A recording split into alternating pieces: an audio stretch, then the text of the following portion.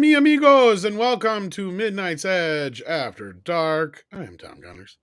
With me is my partner in crime, the one, the only producer extraordinaire, Mexican Iron Man. How you doing, Mike? Arriba.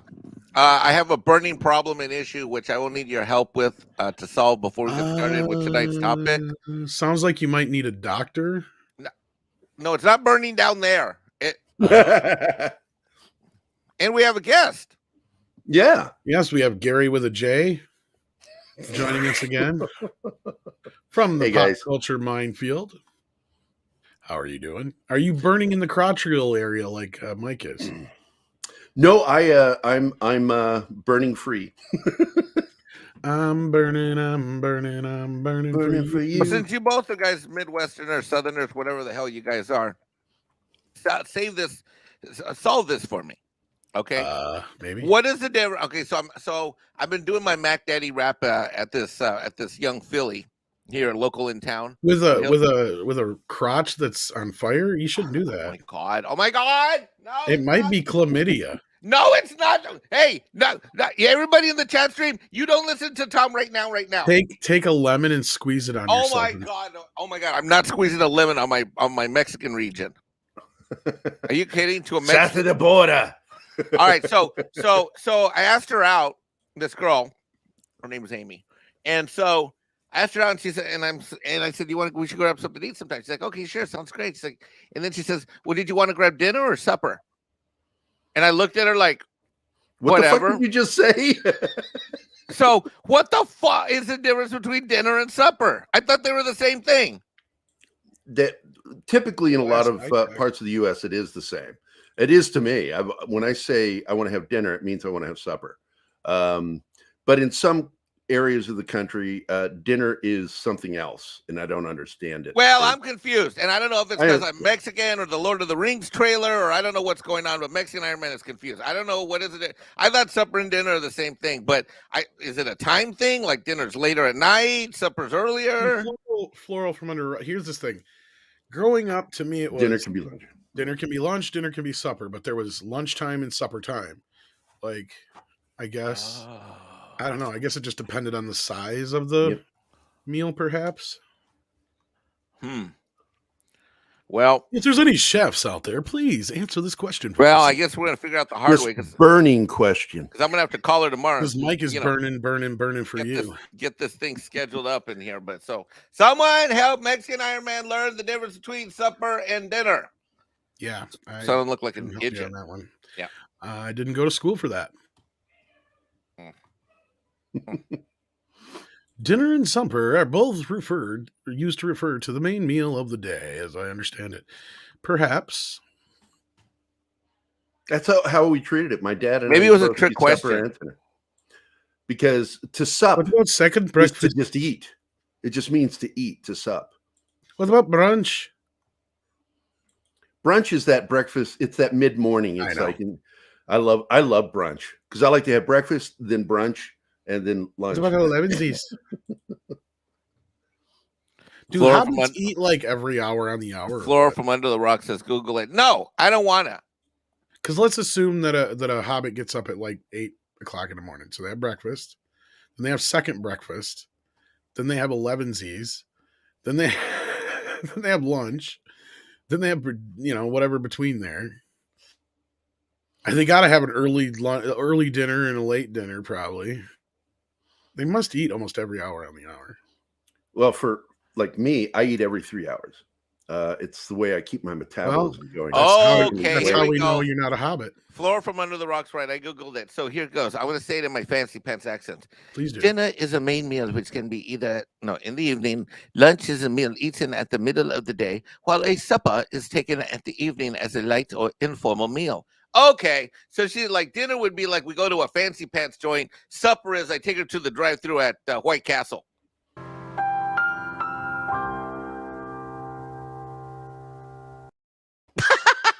Dating tips with Mike. Take that bitch to supper. Dinner is metal forks and cloth napkins, and supper is White Castle with plastic forks and napkins that are made of paper. Okay, got it. Kind of like that song in the summertime. If her daddy's rich, take her out for a meal. If her daddy's poor, then do what you feel. It's awful. I know, isn't that the meanest shit in the world in that song? Like, you hear that line and you're just like, wow. So you're just gonna go off and fuck some poor bitch because she's poor. All right. Kind of like the song, can't remember the name of it. How's it go? Josie's on a vacation far away. Come around and talk it over. I don't want to lose your love. That song's basically about some dude fucking some younger chick while his girlfriend's gone. Yep. And then he's telling her not to tell anybody. Oh, Because she's young. You never listen to the fucking words, Mike? No, Yeah. I do. No. I've listened to it many I'm a time, and that's a creepy song, dude. I'm sitting here petrified right now. I think I like my girls a little bit older. I don't want to lose your love Tonight. We'll just have to keep it undercover. Oh. Is that what they say in that song? Yes, I'm not making any of that up. That's all in the song. That's not a very Catholic, Christian, holy song. No, it's not. I'm not sure if I can listen to that. The guy's a jerk. And he probably made his girlfriend cry, and he probably traumatized some young girl in the process. Yes, I don't want and Rock the Cradle of Love is also. Obviously. Yeah, that is a messed up song. Is that the I Don't Want to Lose Your Love Tonight? Is that the... No. No, we're talking about the Billy Idol song. Yeah, but the Billy Idol song is very similar-ish. But the thing with the Billy Idol song is he's old enough now to where if he just dated a 30-year-old, he's technically rocking the cradle. And there's even a song that talks about a girl being 17 in the nobody. song. Well, the Beatles put out a song. Well, she was just 17. Yeah. You know what I mean? The Beatles were I don't, also John. Like 20 John, when they sang that shit too. What are you saying, John? What are you saying? Gary.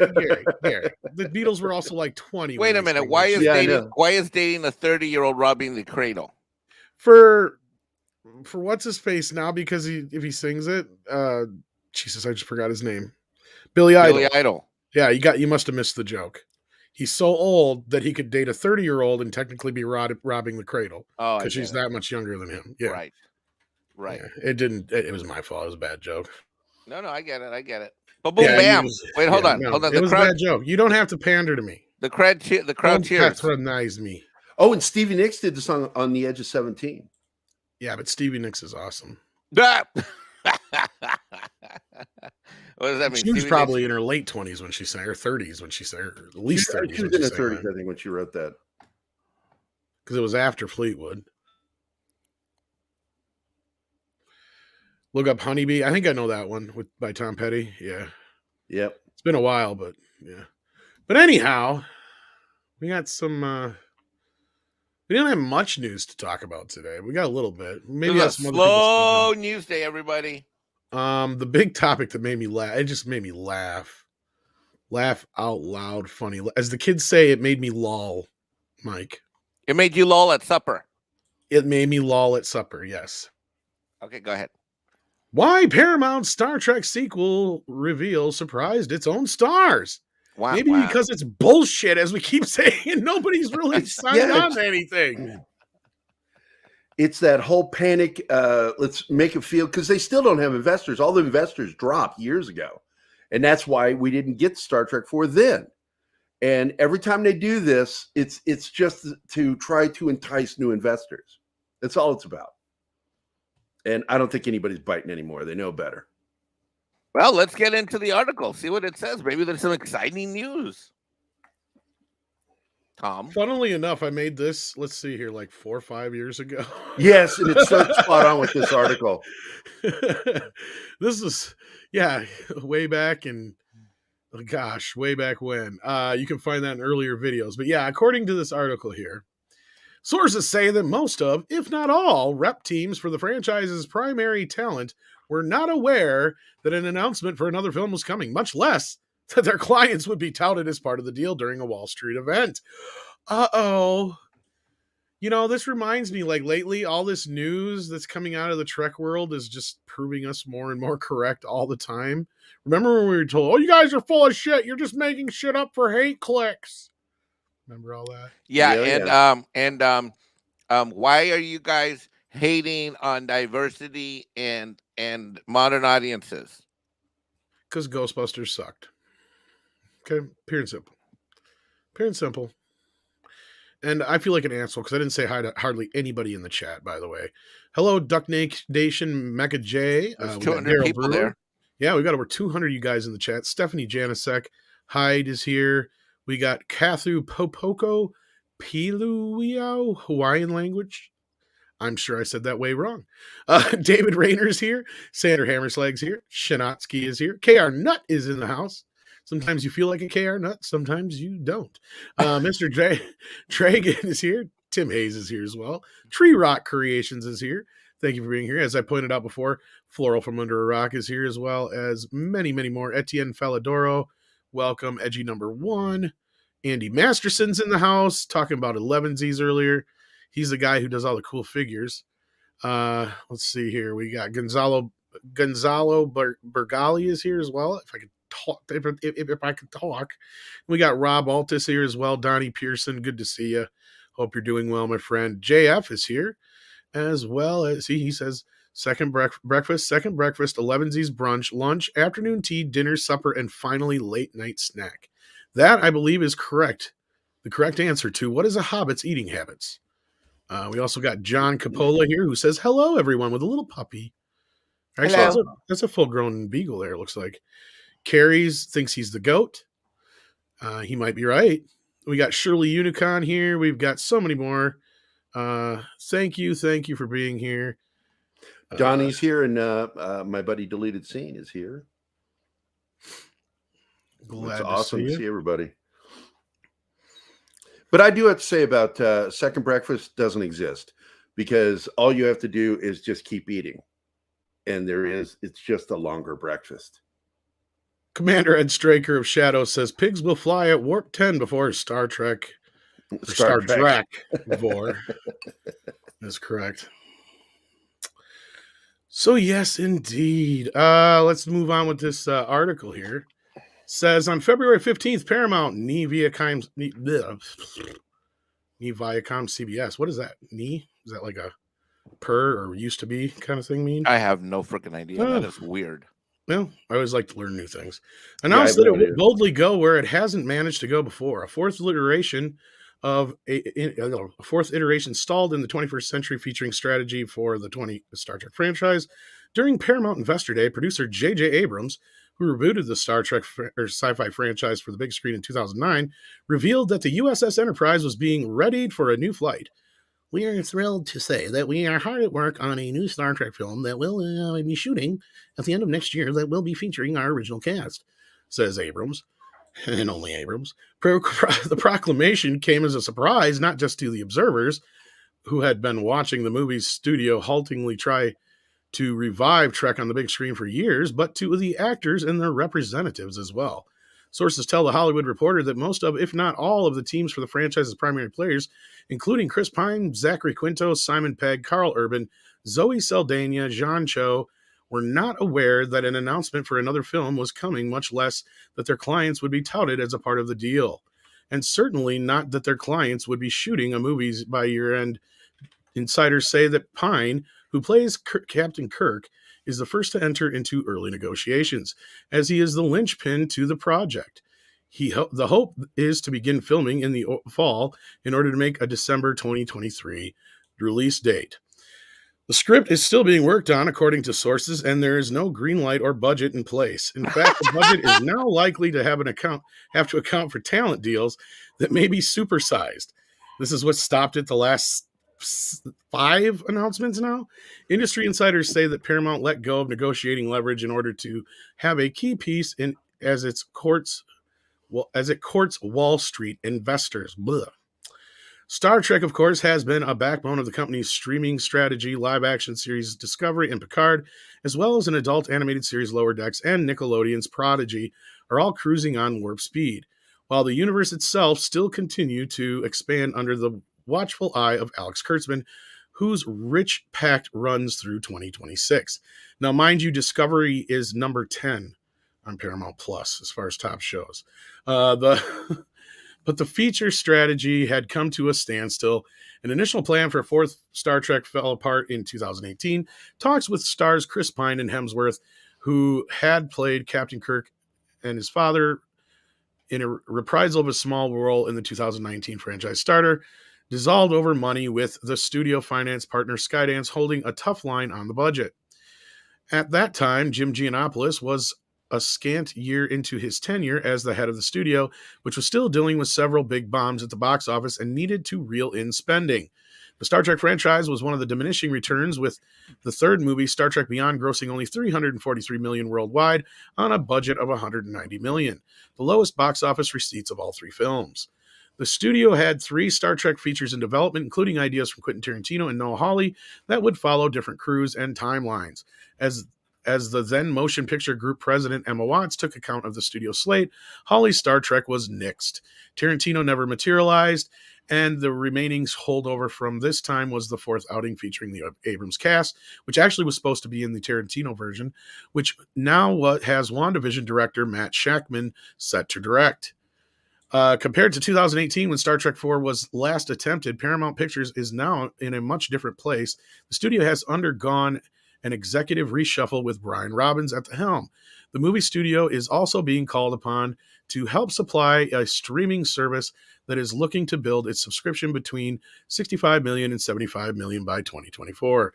Industry sources note that streaming growth has slowed domestically across the board, and it is now the international side that the focus, hence companies such as Netflix focusing so much on global content. Trek is a franchise that has underlying goods, sci-fi storylines, diverse cast to travel around the globe. Jesus Christ. And that what seemed to expensive in 2018 is now in the world where Netflix or Apple is making 30 million plus talent deals a norm. To reignite a flagging franchise during a company-wide reboot that puts an emphasis on investor-friendly streaming, it's a price that Paramount might be willing to pay. So that is the basics here. Hollywood Reporter called them on their bullshit, just like we did.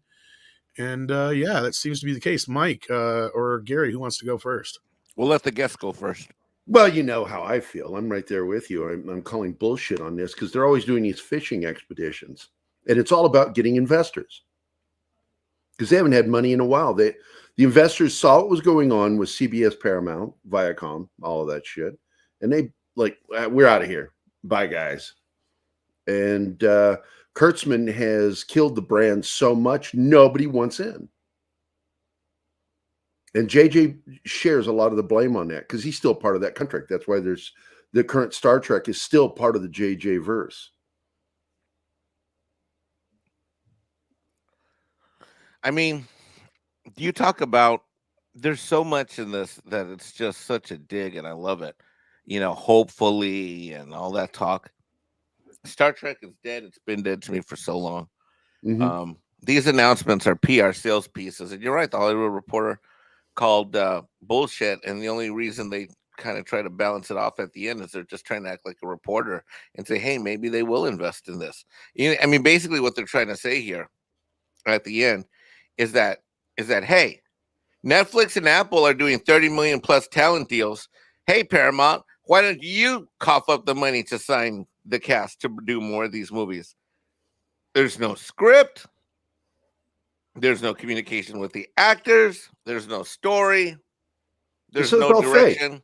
And why would, let me ask you this question. If you're Chris Pine and you're in Hollywood, you basically imploded. The revenues of this thing just imploded. I mean, 300 and some odd million ain't shit for a property like this. So if I'm him, I'm not going to want to do this anyways. Why would I? I mean, why? Who's going to direct it? What's going to be different this time? What's going to be wrong with the script? Are the fans going to like it? I mean, if I'm this guy's agent, I'm going to ask 3 very basic questions. What's the story? What's the commitment in terms of picture deals? And how is this going to appeal to the fans? Because it can't. There's nothing they can come up with that could possibly appeal. Because the whole damn timeline, the whole damn universe is effed up from the beginning. So what are they going to do? Restart again? No, they can't do that. Oh, it's such a. I don't know it's hard to react to this. Part of me is like, great, they're not going to put out another piece of shit Star Trek film. And then part of me is like, damn it, I kind of want a Star Trek film. Well, they need to go back. And we need to be rid of Secret Hideout and J.J. Abrams' company, because we're always going to get that 25% difference while they're involved. One of the things Keith talked about was the suggestion that if Sherry Roadstone had the balls, she would simply go back and order a 4th season of Star Trek, the original series, or an 8th or how many seasons we get of Next Generation? Was it 7 or 9? 7 of 9. But either way it goes, order another season if they had the balls. And because that is the only way contractually they can actually do a 100% Star Trek at this point with the way. Bro, I got to tell you, I'm sick and tired. I've been listening about Cherry Redstone and the hope and the promise of that for so many years, bro. At some point, dude, it would have been different, though. Hold on, Mike. It would have been different if it hadn't been for Les Moonves's contract with Kurtzman. That fucked her from her plans. But at this point in the game, there's nothing that can be done or would be done. She doesn't even care anymore, bro. Yeah, there's a good chance that she doesn't. Up. This thing's too far down there. And let's just be blunt here, okay? Not to be an a-hole, but sometimes I got to be here on the on shows when we talk about Star Trek. Not to be a total a-hole, but she's not exactly a spring chicken. I don't think saving Star Trek is a major initiative of as an executive in Hollywood in her career that she wants to go out on. Well, it's what she came in on. That was her goal. And once she saw what Les Moonves had done, it was his last fuck you to her and CBS, was to make that ironclad contract with Secret Hideout. And I don't know how accurate that is. I know we reported it, but even then I wasn't so sure, and I haven't seen one way or the other. The only thing I know is that she's probably be more happy if somebody bought the company to save her ass. Exactly. Yeah. Exactly. This company's in free fall. This company's in free fall. The only thing they got to hang their hat on right now are some westerns. Okay. Which they ended up licensing out to fucking Peacock. That's exactly what I was about to say. I mean, Tom, this studio is so full of stupid. How, Tom? How? I don't know. Emma Watts. The only thing making money is Mission Impossible right now. No, you're not wrong, Gary. And they're banking on Top Gun this summer. And I'll tell you one thing, though. If Emma Watts is still around, she's pretty much like pushed to the background. Like nobody gives a shit. She's been non-existent. She came out and laid out the facts, just like we've been laying out for a while. I mean, she may not have been 100% correct, but she was correct in the sense that this is where Star Trek is at right now, right? Like she was saying, there's a limit on how much these movies can make. And if you go back and look at the amount she said, and then go back and look at the original Star Trek movies and go by inflation, there's never been much more made by these films. They've always kind of hovered around this area. Well, right, and the whole thing of Star Trek is it's about story, it's about allegory, it's about, there's supposed to be some sci-fi tricks, but this doesn't need a Star Wars budget. Well, and my point was, like on that sense, like you can't, that's what she's trying to say is you can't spend that amount on him, because you can pretend that J.J. Abrams reinvigorated Star Trek, but guess what? What Emma Watts was saying is true. His Star Trek didn't make any more than the motion picture, Wrath of Khan, or any of those did back in the day, at the highest of the because by inflation, they're the same amount. Hey, Yellow Flash, how you doing, friend? Yeah, he just took a shit on you, Tom. Tom is a big fan of Star Trek reboots. I have the receipts. I got the receipts about you and Godzilla, my friend. Oh, Godzilla 98. Nah. Love you, Yellow Flash. Glad to see you here, buddy. I'll send you a link if you're not busy. You can hop in. Otherwise, I don't expect you to, because I know you're usually free falling and jumping through streams from time to time. But it's always fun to see you. But yeah, I have zero expectations for this movie coming on. I imagine this is going to be the 6th time we hear about this, and the 6th time it doesn't happen. I don't see this movie happening. They don't have the money to Star get Trek is done for now. It's going to go through it needs to go through a dormant period before they ever try to bring it back again. It isn't a dormant period. No, I mean absolutely asleep. Like Doctor Who. No, like I know what you're saying, Gary. Yeah. Yeah. It needs like a 5-year break at least. At least a few years to kind of reset itself. Then they need to come back with something like Nick Meyer's Khan miniseries he was planning on, something that takes you back to the original. Yeah. Nick Myers, man, the shit. And going back to the original Trek movies, it was really funny how they did that because each movie made more money, but the budget was cut for each film as they went along. The more money they made, the lower the budget got. Yeah. I always thought that was funny. Like, Basically, how do you do that, Paramount? Well, that's because the money did go down a little bit over the films, but it wasn't, it was just the fact that, at the top of their game, the other films made technically just as much. Actually, they made more of a profit, if you want to look at it in the same sense, because of the budget than the newer Star Trek films, even though you look at it on paper and say, oh, look, J.J. Abrams films made a lot more than the other Star Trek films. It's technically not true. Like I said, by inflation, they made the same amount. Lord Kamina, too, sent in a super chat earlier. Thank you for that. Says, Mike, last time I tried a rabbit chicken taco, it was so undercooked. Then I tried to take a bite out of it.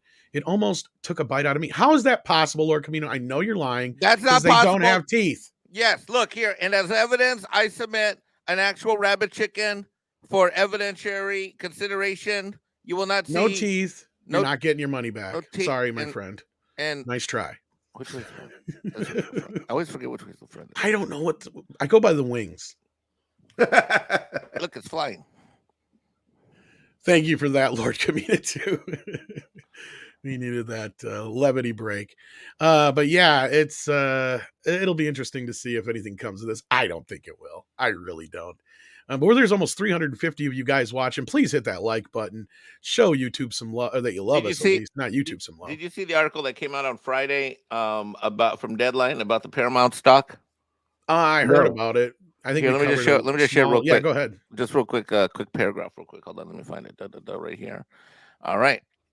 Paramount stock plunge shows peril of trying to give Wall Street the old streaming razzle dazzle. They got called out like a motherfucker. You like that? Yes. So was it a Bumblebee bit? So you saw that Paramount Global stock has plunged more than 20% since the company's investor presentation Tuesday, including a 3% dip today. The vanishing of almost $5 billion in market value after the company, formerly known as Viacom CBS, declared it was going all in on streaming, has left even diehard backers searching for explanations. Morons. What was the Bumblebee bit? Somebody coming in Bumblebee, looks like there. Yeah, Sherry Redstone and Bob Backish. Oh, man. Oh, you didn't see the Investors Day video? No, I didn't watch it. Oh, so they came rolling in. So Sherry Redstone and Bob Backish came rolling in a Transformers themed. They filmed them in the Bumblebee. Yeah, I saw this article, but I didn't actually see the Bumblebee. Yeah, I'll blow it up for you. Look. I see that now. Oh my God. There's the people who are supposed to save Star Trek for us. And they're just signifying they're bringing back the worst of the Transformers shit. Jed Raybold, my thoughts on Freddy Nightmares being on Screenbox. It's all right. I'm a little confused because the quality is kind of meh. Have you seen it? Yeah, I watched a few episodes. Is it just SD quality, I'm assuming? It is, which is weird because I know that they must have edited it and did some special effects in video, but it was obviously shot on film. So I guess unless they go back and find the original negatives or whatever, they probably can't fix it. But I mean, it looks pretty good for standard def. It's like up converted or whatever. So, I mean, it doesn't look as bad as normal standard def, but it's not perfect, obviously. But no, it's nice to get a chance. As long as it's not compressed, not horribly. The original quality cleaned up. I mean, the best we can right now, anyway. I'm looking forward to seeing it because I love that show. I did have a few issues with the Screenbox deal, but I got it all sorted out. Sorry, I had a bit of hiccups there. But in other news, we got another look at Harry Potter as Weird Al. This one's official though. So unlike the ones we had the other day, this is an official picture here. Not that it really helps much. I mean, they're trying hard not to show his front of his face here. Why? Because we were probably blasting the shit out of it. That's why. He just does not look like Al Yankovic. He's got the wrong eyebrows. He has the same eyebrows. Wrong shaped face. Wrong shaped face. Whoever did his eyebrows is the same dude, makeup artist that did the eyebrows for that Babylon 5 series. Shit, With the Mikey, you big- might look more like Weird Al than he does. Yeah, well, I could probably eat a few less tacos, but yeah, I probably. Yeah. La la la la lasagna.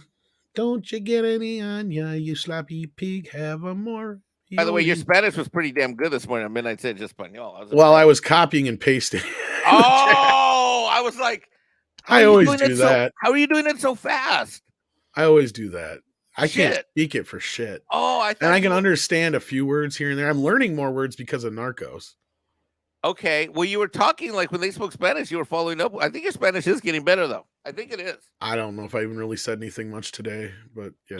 You did great. On the chat, I just use Google Translate. Oh, and I thought you were writing that from scratch. I was like, how does he know where all the accents? No, I was like, how does he know where the find 'em. accents are? I was like, damn, he's getting good. Maybe if I was on my phone, it'd be easier, but I wouldn't know where half that shit is. But yeah, I'm not. I had interest in this Midnight Mike. I really love biopics, and Weird Al is awesome. Weird Al is great. We spent a whole show talking about him one time last year. Sometime I remember. I remember listening to Dr. Demento, and nobody knew who the hell Al Yankovic was, and we heard him all the Another time one when I rides was the a bus. teenager. He recorded that in a bathroom. Yep. Hey, this much, given the net worth of his that I looked up, I hope this movie helps him out because for all the stuff he did, I know.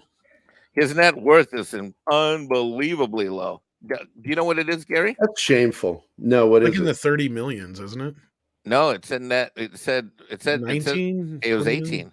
18 million. Yeah, it was really low. Which to us sounds like a shitload of money, but for someone who's released that much music over that period of time, and back when you could make decent royalties, you know? Yeah. Yeah, I tell you, Max, if you're asking about me, I'm old enough to have watched Star Trek when it was still on TV. I think he'd be the oldest one on the panel right now. Mhm. Grant, it is kind of odd because it's not like Al has one of those lives that's like full of crazy up and downs. Like even on the VH1 Behind the Music, they even made fun of that fact. God, it was so boring. They're going Well, whenever a new album came out from a great artist, you knew that something was going to come out within a year from It was funny that one break they had, and then tragedy struck. My next album didn't sell as well as my last album. There was no and then he OD'd, and then he went to the Pacific Heights Treatment Center, and then he, and then his, wife left him for a Mexican taco farmer. None of that shit. The worst thing that ever happened to him was his parents died at the same time due to carbon monoxide poisoning while he was on tour. Yeah. And that was the probably the worst thing that's ever happened to the guy, outside of Prince saying no. Oh, and the other dude said no too. Well, Paul McCartney said he could do the song live, but he couldn't do it on the album. Oh, no, not that one. You're thinking of Amish Paradise. And see, Amish Paradise. I think Coolio's lying. You do? Yeah, because Weird Al has a very good history of asking everybody if he can do their songs, and if they've said no in the past, he has respected it. In fact, like Paul McCartney, he has Chicken Pot Pie, which is a parody of Live and Let Die. But since Paul McCartney is a vegetarian, he asked Al to never record it, but he doesn't care if he sings it live. So Al will sing it live, but he doesn't have a recording of it. And there's the famous story of when Kurt Cobain said that when Weird Al called us to ask us to do one of our songs, I knew we had made it. Yeah. There's plenty of stories like that. So I believe Al's story. And why would Al lie? I mean, it's just stupid. I mean, I'd believe maybe Coolio didn't get the direct call, but I highly even doubt that, because Weird Al's calling your ass. I'm sure you take the call, right? I have a hard time believing that Coolio didn't say yes. So, yeah, he was just not so much that it was better, but I think it was the controversy surrounding it. But I thought it was hilarious at the time. I'm like, first of all, why would any Amish people be offended? They shouldn't be listening to the goddamn song in the first place. Oh, yeah. I've been using that joke for years. Anybody offended by that, any Amish offended by that, what the hell are you doing watching TV or YouTube or whatever? Listening to radio, yeah. Yeah. Trust me, I grew up around Amish. I know these kids. I know what they used to do. There's this one guy, and I got in an argument with my ex-girlfriend one time because I said this guy where I used to work, he'd come in all the time, and he had a cell phone. He was an Amish guy. She's like, bullshit. I said, you don't believe me? I said, I'll take you down where he's at right now. You can see it. He's got a fucking cell phone. He tells people not to let the other guys in the community know. But he does, just like the kids used to come up the way all the time to play Nintendo on the neighbor's fucking Nintendo and shit all the time. Like, yeah, that's anyway, that's a whole nother conversation. Bama Brad 1970s in the chat, and he says TMZ has set pictures that came out today. We did pop up some pictures the other day. I wonder if they're the same ones. Let me see if I still got them handy here. You'll have to let me know, and then I'll while I'm doing that, if you want to check out TMZ, Mike, real quick. All right, I'm on it. I think they're the same ones probably, though, because I think Six sent them to me earlier, and they're pretty much the same pictures. Let's see here. Of course, my computer's being slow. And I got it. You got it too? Hold on, look. I'm analyzing. No, it's the same one. Is it 6 hours ago? Yeah. Yeah. God, looks like E News got to him first, because those are the ones I had. That's the beauty of news, kids. It travels fast and slow at the same time. EJ Templin's watching Star Trek Next Generation on Pluto. Well, that's cool. I've been watching the Blu-rays here and there, trying to catch up with them. It's been a long time. What you need to be doing is watching some 007, Tom. Dun, dun, dun, dun, dun, dun, dun, dun, dun, Gary, you a 007 guy? Yeah. We just did a whole episode on Saturday's show, Keith and I. Yeah, that's the ones we showed the other day. Craig. I think we talked about him yesterday too. He looks like Groucho. He doesn't look like Al. Yeah, or he looks like Ron Jeremy is the other one people are saying. Ron Jeremy, I see that one too. That's just Jesus Christ. What are the fucking people thinking? I mean, I can, like I said before, I can kind of accept, like, if in the beginning they have a guy who actually looks like Al. If you squint really hard to where it hurts, he kind of looks like him. Well, have you ever seen Man on the Moon with Jim Carrey? Yeah. You know how he's in character as Andy Kaufman and he kind of breaks the fourth wall in the beginning of the film? I can see Al doing that. Like, I can see Al coming out as himself. He's like, this is my life story. And then they show some actor who looks just like Al. And he's like, that kid's too ugly. And then they like zoom through kids or whatever. And it's like Brad Pitt looking kid or whatever. He's like, that's a little too much. And then they zoom again and it's like, oh, Harry Potter, I can work with that. Like, I can see something like that maybe. But even then, it's going to get distracting. Because unless Radcliffe can pull this off, and I've heard such mixed emotions on his acting, because I never got into the Harry Potter movies. I've literally seen a half of a Harry Potter movie, if that. So, and outside of that, I've seen him play that dead guy in that movie. So I haven't seen him do anything else. Okay, so we do got a few more. Watch that. I couldn't. Okay, that's cool. Thanks, Mike. Whoops. I pulled the wrong one. Go ahead and add yours back to the stream. There we go. That's a newer one. So that's cool. Right. There's a couple more. Oh, and that's Al right there. Yeah. Yeah. That's the real Al. Yeah. Yeah, you can tell him just by the back. Spot him even from the back, man. That's what I'm saying. He's tall and lanky, and what the fuck? I don't get it. It just doesn't look like him. I think this is the look they were going for, this look, but instead they got that look. Ron Jeremy, and he's it almost looks like really bad cosplay, like God, going to a Halloween party. Who put that Angela Davis wig on him? That's really fucking. That's more. What they should have done is just got Al and de-aged him. Really? I mean, he doesn't look that much different. He looks great for his age, man. No shit, right? Just de-age him. He's in his 60s, ain't he? Yeah. Oh. And he's still as energetic today as he was when we were young. He's actually a vegetarian too. Did you know that? No, I did not know that. Yeah. Which is funny considering all the food songs he sang. I know, because he made a career of doing food songs. it's about 6 inches too short too, but yeah, well, that's why I said about a foot. But yeah, you're right, more like 6 inches to be realistic. But I don't know if he's always been a vegetarian, but at least for the last 20 so plus years or whatever. Yeah, only a man could confuse 6 inches with a foot. This is true, Gary. Edgy number 1, how you doing, my friend? Sends in £2. Says, what's your opinions on the Saint? Moore or Ogilvy? I'm gonna throw this one over. How about George Sanders?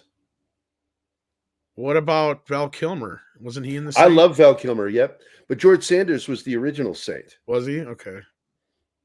Otherwise, everybody knows him as Shere Khan from Jungle Wait a Book. minute. Are you saying there was a TV show besides a movie? Yeah, No, they were first movies too. or movies, but yeah. I just saw the one with Val Kilmer, and I love it. Oh, it's a Was great it just film, movies? dude. I thought it was a TV show too. No, originally it was a movie with George Sanders, and Okay, I'm thinking of then it something else became a then. TV series. But I know what the Saint is in the with him, yeah. 50s with Roger Moore, and then a few other actors have tried their run at it. None of them were successful until Val Kilmer, and it was a good film. Huh. Yeah, well, yeah. I remember the Val Kilmer. I just always thought it was a TV show for some fucking reason. But no, I've never seen the other one. So Netflix even tried their run, and they did a pilot, but it just became a made for TV or made. For okay, Netflix yeah, I kind of movie. remember when they were doing that. Yeah, It was not very good. yeah. So I'm gonna have to go by default with Kilmer, but I'm interested to see the other ones now that I know they're actually movies and not like complete shows. Because I'm a completionist, so like I hate having to sit through hundreds of episodes. I mean, it's a great show. It's a great show, but that's not the point. I ain't got all the time in the world. You know, I'm still 3 years behind on everything. Thank you so much, though. Morgan King sends in 5 Canadian bucks. Says, Mike, where is the rabbit children pizza? I think he means chicken pizza. Rabbit children pizza. Wow. That's awful. I think that was a typo. Rabbit. Wait, hold on. Rabbit or rabid children? As in, like, it's rabid children. But you know what? I'd look the fuck out for some rabid children. That sounds like a Stephen King book. That's some crazy action right there. The town is full of rabid children. Let me share this with you real quick. Only Tim Robbins can stop. Sorry, it. Morgan. No rabbit chicken pizza. Though that is a phenomenal idea. Kevin Bacon. Very good, Tom.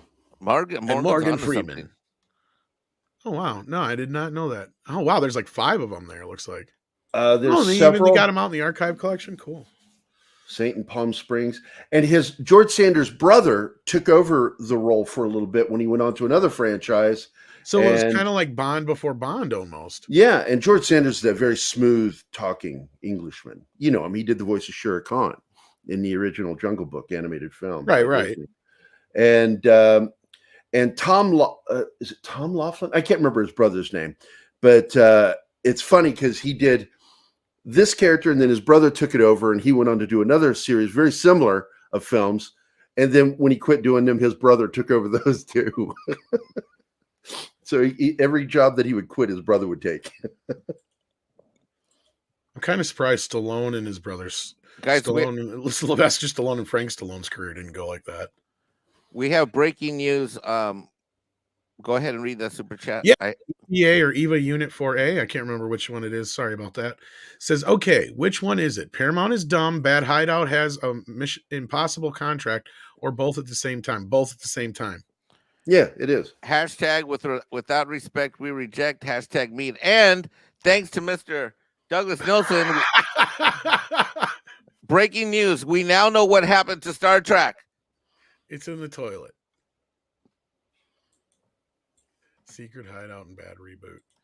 And welcome, Nick Weiser. How you doing, my friend? I'm good, man. How are you, Tom? Nice to be here. Oh shit! I'm going to be on with Nick in a little bit too. Yeah, we're going to be talking about a movie. A classic movie. Oh my god, dude! What? Wait a minute. You're going to be talking about Major League tonight? Yes, we are. I want an invite. You're in. That's it. You're in. Shoot. Okay. I'll so the MEAD panel. It's a MEAD panel. I have to pick up my mom at the airport tonight, but I'll have about a half hour. I'll send you a link. I have watched this movie like 30, 40 times. Easy. As you should. I'm a hardcore baseball fan. Huge dude. Fan. You too? Oh, so this is going to be a good conversation. Yeah. What's your favorite team? Oh, I grew up as a White Sox fan, so God bless you. I do love me some of the Indians, and I do like the Brewers as well. Because the Brewers beat the Cubs, so it's always like I'm a big Milwaukee fan. So I'm a long time Oakland A season ticket holder. Oh, I respect What's awesome is that most of this movie was filmed in County Stadium, which I'm sure I'll come up with in Milwaukee. Yeah. We'll talk about it later. Save that stuff for later. But welcome, Nick. We actually just finished up most of the news. Pretty much. I don't know if there was anything else going on with the kids nowadays other than the Oscar business where rules for thee and not for me, or however you want to put it. I don't know if you saw that. Oh, I was listening. Trust me, as I was like, wait, have we brought that up? Have we brought that up on the screen yet? on any show? Technically, no. No, because he put it up on Dumbcocks and we never got to it. And then No. Bring it up. Hang on here. Let me see if I can find the original story. If you can't, I'll go find it. But basically, what's going on is if you're a, well, I'm going to actually wait till I hear it is. I got it. Okay. I just want to make sure I get it right. Because we're not doctors, kids. So we're not telling you whether or not you should or shouldn't wear masks or any of that business. Mm-hmm. But according to Deadline, Oscars performers and presenters won't need the pokey pokey. But nominees and guests will. Plus, they also have to have 2 tests that say they're not sicky. And I don't really want to get too deep into this because of the words that YouTube doesn't like for us to say. But yeah. Basically, though, it sounds like, yeah, that's kind of like a double set of rules. And I guess some of this stemmed off from Seth MacFarlane freaking out on Twitter. Anybody hear about this? No, what happened? I guess he was bitching about the fact that there was no mandates at the Oscars, and then this drops. Okay, wait. So let's say Mexican Iron Man is going to perform with his new band, Mexican Iron Man and the Rabbit Chicken Quartet. You don't have to be poked. As long as you were invited to the Oscars and you're not performing on the street for money. Okay. Well, Seth knows so that means I don't Hollywood people are. Or if I'm presenting the award for most outstanding rabbit chicken in a fantasy or other superhero movie, I don't need VAC. I don't need the COVAC. If that was an actual category, yes. Okay. But let's say I'm going to hold on. Let's just say instead Morris wants to accept the award. You named it Morris. Well, that's what they call it in the movie. So let's just say Morris the Rabbit Chicken is going to accept for most outstanding, sexy time. See the sexy time post? Most outstanding Rabbit Chicken in a lame, stupid Marvel movie. So he has to have negative tests. Yes. Of the coke. Well, how do you feel about that, Morris? So let me see. This is what he says to that. He's giving his hindsight to that action. That's what I thought that was his face. I don't know. I can't tell what his hindsight. That's kind of funny. But yeah, so basically if you're a nominee or just somebody who is a family member of the nominee, somebody who actually won tickets or got tickets to go to see this, I don't know how that actually works. I'm sure you have to know somebody who knows somebody to actually get tickets to this thing. Then yeah, you have to go through all these hoops, which I find hilarious because this just shows the hypocrisy of Hollywood. What sickens me, though, is that it was spawned on by Seth MacFarlane, which was somebody I thought was a little bit, less panicky than a lot of people and would actually, not be such a jerkhole about this shit. I give a fuck about the Oscars and who can show up and who can't. Let's be real. It's not like I'm invited or nominated. Well, I think he just knows how filthy Hollywood people are. I was going to say he come off more like a germaphobe than anything, which I can probably believe. Which is funny because a lot of comedians are. That's interesting. I'm a germaphobe. Comedians I'm absolutely like a germaphobe. Really? I'm a severe germaphobe. Yeah. I have a little bit of OCD, but it's more so not so much with people touching me as it is me touching stuff that I don't know where it's been and shit. Well, let me just tell you this: don't take a black light. And it doesn't even have to be dirty. Yeah. Don't put a black light on the sofa I've been sleeping on at your house. Well, I'll tell you what. If I walk into a building and I see a pizza there, I'm just gonna eat it, man. Germs be damned. Cowabunga it is. I want that pizza. Yeah. Donnie, I used to love award shows, but yeah, see, I'm a little picky on my food sometimes too. So that's good. Less competition for me. The housekeeper even called me bougie because I wouldn't eat some food that was a little out of date. Well, out of date is different, but it was only a day or two. I'm like, no, fuck that. I'll get new stuff. Fuck that. No. I'd rather just get new stuff than risk the possibility of getting sick. And no, it's just milk. It's but I don't care. Milk? Oh, no, dude. Milk, I feel is more undebatable. Have you seen that stuff? What happens after one day? Have you seen it? I seen that stuff go super glonky and all that. That stuff is usually so pasteurized, though, it could last for quite a bit longer than you'd think. It still gives you such a bad It mental depends, image in but your head yeah. when you see it. Milk? Like, No, milk. Did I say milk? Sounds like Yeah, it. you 'cause said I'm- milk. milk. It's Milk just is my the accents. Vulcan milk. It's my accents. Tom's got an accent. I'm drinking the milk here. Milk. Hacky pads. Milk the cows. I don't know. I'm just fucking high. It's all probably. good, dude. No, that's a good thing. I haven't been that way in a while. One day I will again. I will send to another plane. It'll be great. But yeah, I mean, we can't really get into it too hardcore here, and I think it's hilarious, but I think it's something that should be passed around and shown the hypocrisy of Hollywood and all that good stuff. The milk was green. It was green. So what happens though? That aren't there times where like you're a nominee and you're a presenter? Yes. So what are they going to do about those people? Make sure they don't win. Oh shit. That's a good I mean, question. seriously, think about it. If you think about all the award shows, you always have like, okay, so let's just say me and Morris are sitting in the audience, but then we have to present an award, and then we have to go on stage. So are we? What's stupid is because all the presenters and shit usually sit in the audience too. Yep. They just go up in the back for when they're ready to go or whatever. Well, no, I don't know how they're going to regulate that, Mike. That's a good question. Which I don't know if it's going to matter this year because this is the first year in like 40 years that Meryl Streep wasn't nominated. So she'll probably present an award, but she's not nominated, so we don't have that problem, I think. God, you know what's a favorite movie of my mom and all of the women in the family, all my aunts and shit, is that frickin' Meryl Streep movie that she did with Alec Baldwin. Which one is that? Oh, I don't know. It's some kind of like they're divorced, they get back together, or some shit like that, or It must be a chick flick. I don't know. Oh, it's a total chick flick. The damn thing is that thing played like during the holidays, like for 2 weeks straight every night. Oh, I'm sorry to hear.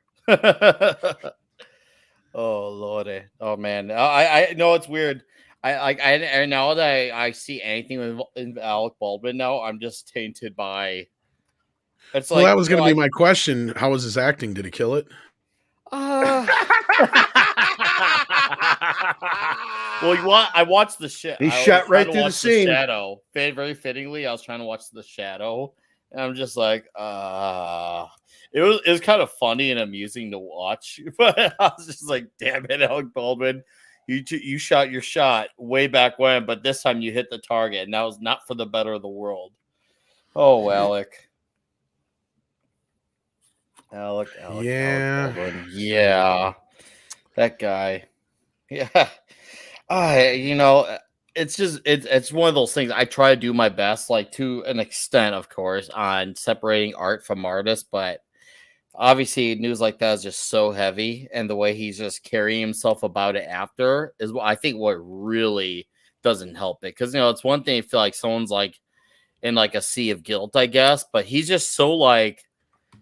I guess you could say careless, nonchalant. I don't know what the word is. I don't know about that, but it's almost like now he's trying to talk himself out of trouble more than anything. And if I was his lawyer or lawyers, I'd tell him to shut the fuck up. And they may have. But I know a little bit more about it than I'm supposed to say. So anyway, Nate Knows Reviews says the name of the movie is It's Complicated. That's right. So he lives up to his name. And Brian Barth also got it too. He sent it in at the same time. It's complicated. God, they showed. Oh wow, it's that new-ish. Wow, it's still playing on. You'll get by, Mike. You'll get by. You will get through this. Oh man, no. It seems like obviously like with a touch of gray, you'll get by. Besides the Star Trek news, which is why I was listening to as I was on my way to getting on here, hopping on. I feel like it's definitely like the Disney Star Wars sequel trilogy again, in the aspect where they're gonna say that there's a plan when really when the cast doesn't know, it's just basically there is no plan.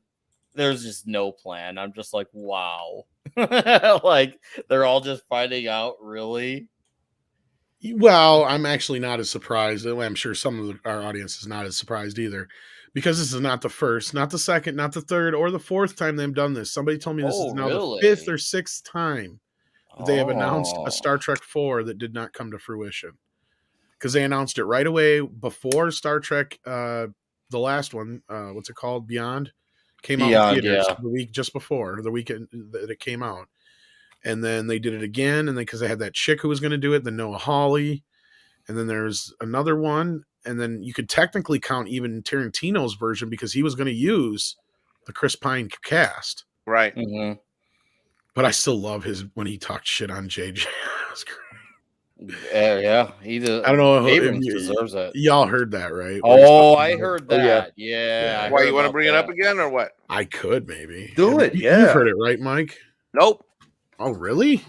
I'm trying to remember. I don't think so. Let's refresh Mike's memory. Let's do it. Maybe We're I already was- here. Maybe I We're missed committed. that show. Unbelievably. I mean, we played it a few times, but Really? yeah. Must have missed this show because I Let me think see I here. remember. Let me see here. Actually, got a few here of Tarantino. He likes to talk.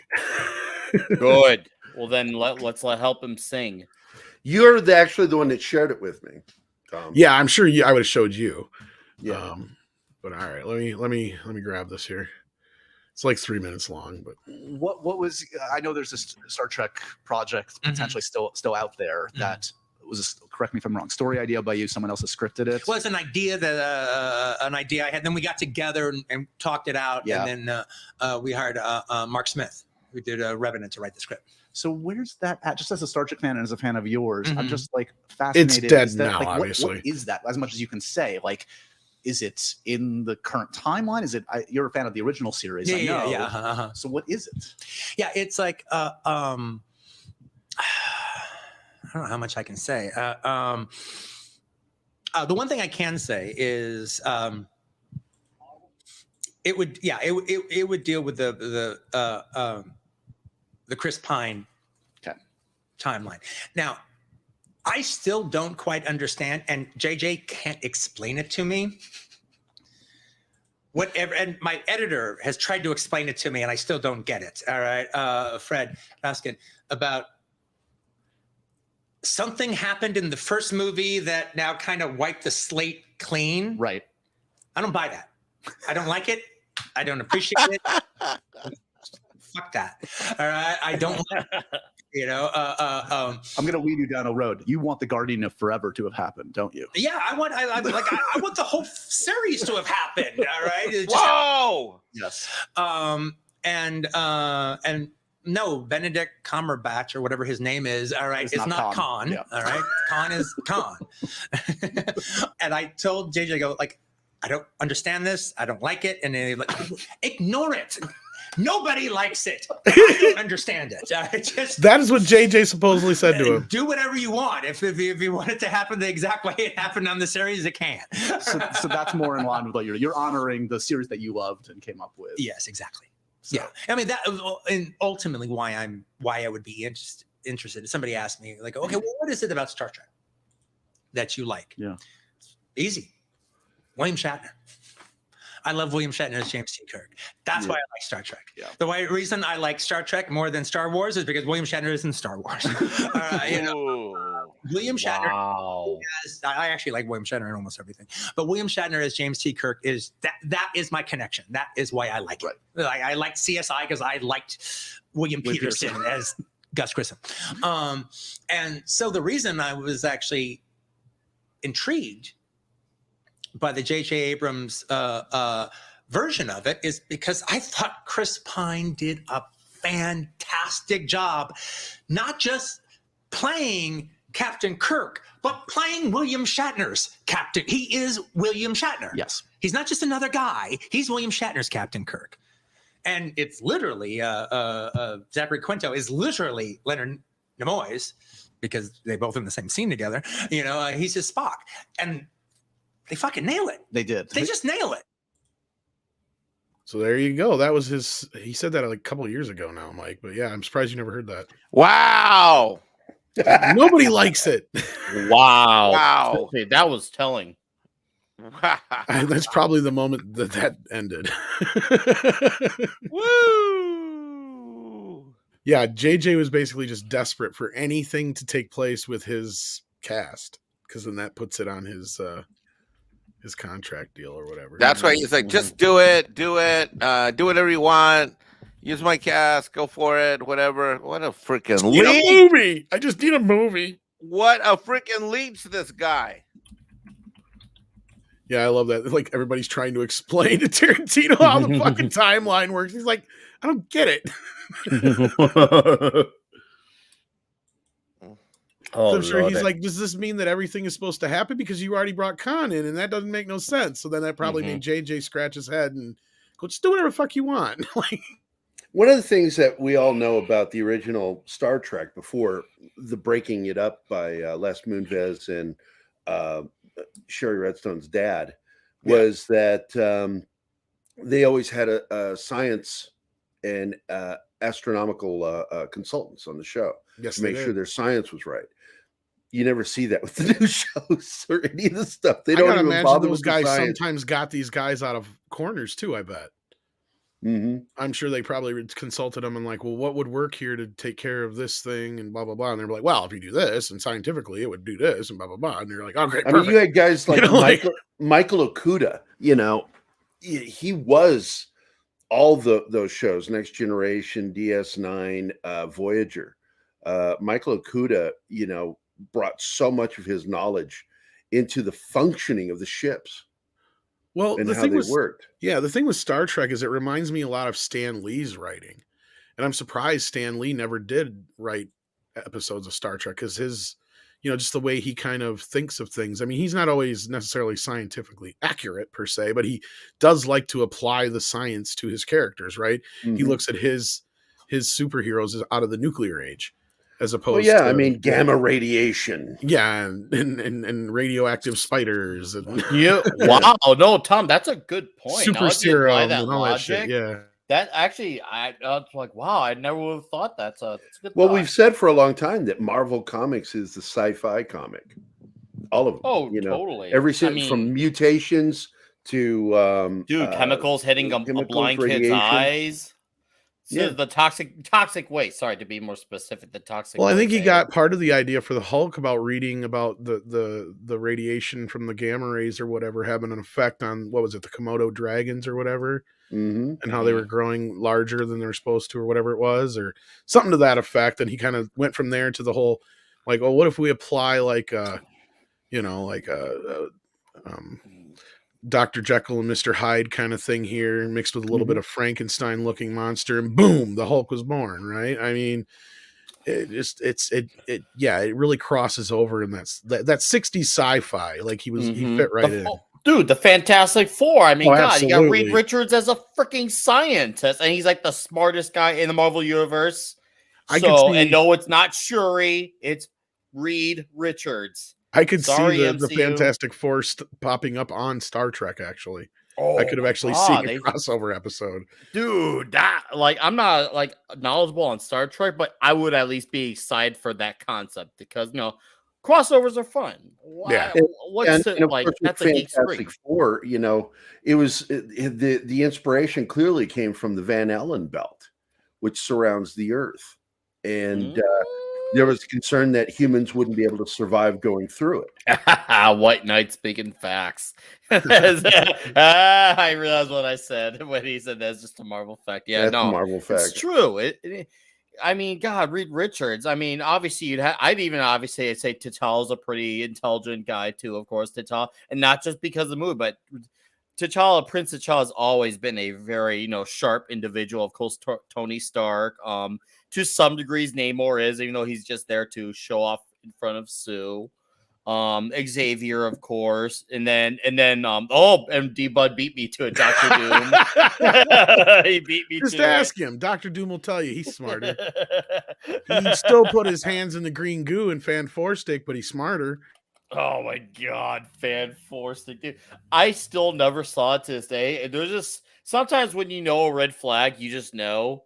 And I knew right then and there that was one of them. Oh yeah, like, well, that's what brought me to Midnight's Edge was when that first started kind of happening, and I heard about that, and I'm just like, holy shit! There's actually a channel reporting, you know, not so much the gossipy news, but the stuff you wouldn't hear in the trades, right? Like, in the big trades, the truth, should we say, the real side of the story that we're not hearing. But yeah. Oh, so what about basically about Josh Trank and all, and that whole Twitter meltdown he had the night before the movie was released in theater? It was something around that time period. Either it was the week before or the night before it was released. He started going off about how it was not a good movie or something like that, or what he would have done different. Oh, he talked shit about the movie. He's like, they took the movie away from him and all that stuff. Yeah. Wow. Oh my God. Well, and he was like saying he made like a masterpiece and all this shit. And I'm sure his turd was a bit. I don't know more if that was the polished. exact word he used, but it was something along those lines. He went on a fucking rampage in his fucking coke-filled rampage, and that was the other rumor, is that he was showing up to the set drunk or stoned or fucked up, and so anyway. Yeah, I mean, Trank to did be it fair, to I himself. would have done that with that natural disaster. I mean, God. And I then mean, we had- obviously, what was his name? Kinnaman or whatever? No. Who's the guy who took over? Who's Reed? No. Who took over for X-Men directing? Brett Ratner from The Last Stand? No. Whoever did the last one. The last one. I don't even know. I'm trying to think of his name. Kinman or whatever. I'm trying to think of his name because he had to finish Fan Four Stick. I'm trying to think of his name. Did he really? Was that uncredited? Yeah, I think so. I don't recall that. Oh my God. Somebody in the chat knows who I'm talking about before I have to look it up. Someone will. Where's our experts in the chat? Are you talking about Simon Kinberg? Kinberg. Yes, Simon Kinberg. Yeah, he had to come in and finish Fan Four Stick. And then he went on to ruin X-Men again. Yeah, because he wrote the script to the first Phoenix film. And then they said, let's bring you back and you'll get to direct the version you want. It's like, did you not read the script to the first one? Yeah, Kinberg also supposedly finished the one that Bryan Singer worked on too, although there's been some debate on that. Kind of same thing with Bohemian Rhapsody, so... Dude, oh my God. I actually saw The Last Stand in theaters opening night when it came out, and I remember I knew like I'm like something about the sweet scenes off, and then Vinny Joe showed up and said he was the Juggernaut bitch, and I knew it was all downhill from there, and it was surely enough. Yeah, I can't speak to the X-Men deal with Singer, but I was told from a very reliable source that Singer showed up for every single shooting day of Bohemian Rhapsody, despite what they said in the trades. So that's weird. Well, they tried to distance themselves from him. That was why.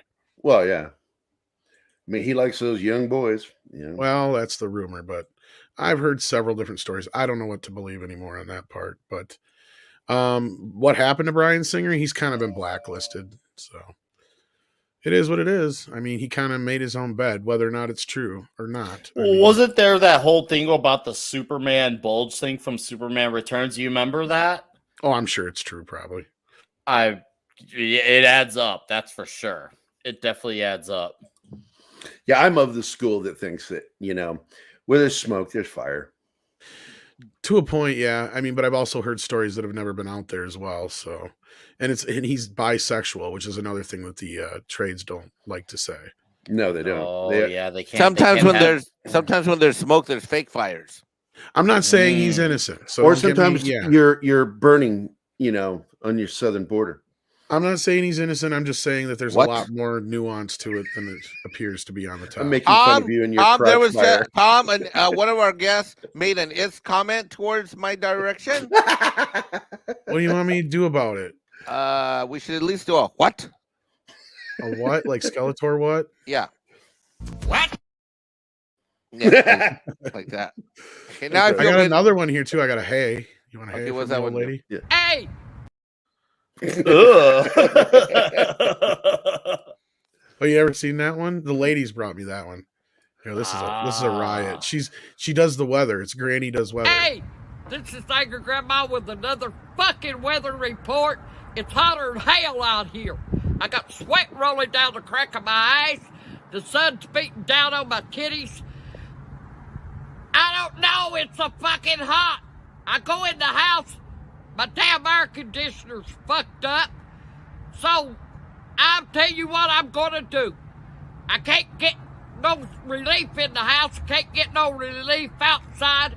I'm going downstairs and get me a couple of ice trays, and I'm sticking them down my titties and down the ice of my drawers, and see if that won't cool my ass off a little bit. So, guys, I'm burning the fuck up, and I'll talk to you later.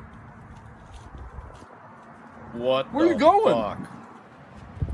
I'm going to get me some fucking ice For what? to stick down my drawers, see if I can get cooled off. She's like, She's got her own she reminds merch. you of Ollie Williams, she's Family like Guy. Yeah, she's got her own, like, I don't know if it's like an Instagram or whatever, but yeah, she's merch, all that but business. So is she like the modern day Angry Grandpa? Do you remember Angry Yeah, she's Grandpa like, I don't even know her, I can't remember her name, but it's like Angry Granny or something like that. Yeah. But it reminds me of Ollie Williams too from Family Guy. It's hot. Hot as hell. Or it reminds me of Robin Williams in Good Morning Vietnam. What's the weather out there? It's hot. Yep. She's hot from in the jungle. Florida. She seemed like a Florida lady. Little crotch pot cooking down there. That was a good movie. When you're hot and wet with a woman, it's a good thing. When you're hot and wet in the jungle, it's not. But yeah, she sounds like she's probably from Florida or something like that. I don't know that much about her. The ladies brought her on to one of the Toxic The Femme femmes. shows. It's just like, yeah, like that's hilarious. So I do the hey once in a great while.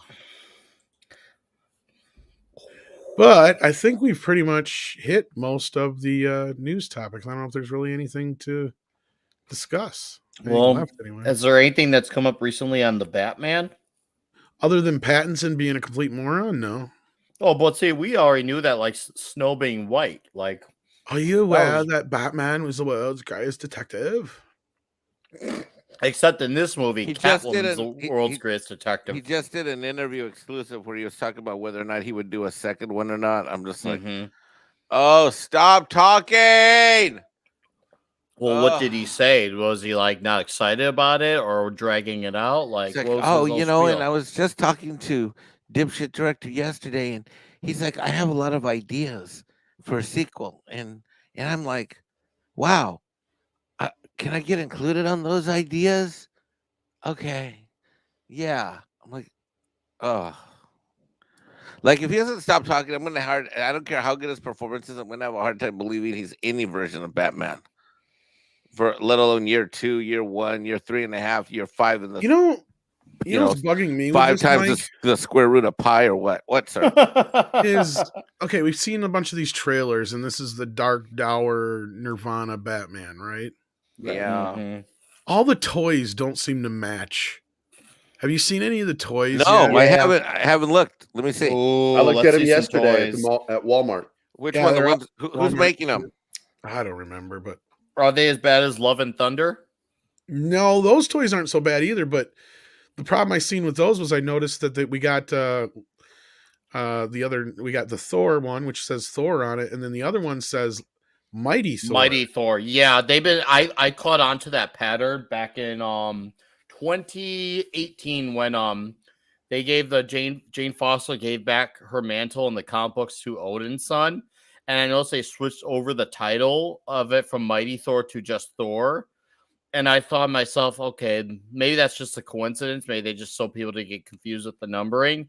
And then when a year later, when they announced the whole Phase 4, and Taika Waititi was tweeting, no, she's Mighty Thor. And I thought to myself, all right, that was definitely no longer a coincidence. They don't want a guy to be called Mighty for some weird reason, because you can't have a guy be called that. It's kind of like when they took out the Man Without Fear on the front of the Daredevil books, but they came out with a limited series recently titled Daredevil Woman Without Fear, because Elektra is temporarily filling in for Matt before he gets out of jail. So I was like, so they want those type of descriptive titles. The only one they're not changing it to is Amazing Spider-Man, because obviously it's their flagship book, so they know they can't get away with that one. But I guess anything that promotes a man being strong, like besides Spider-Man, they can't do it. That's probably why they want to have Iron Man being called Invincible Iron Man now. It's just Iron Man.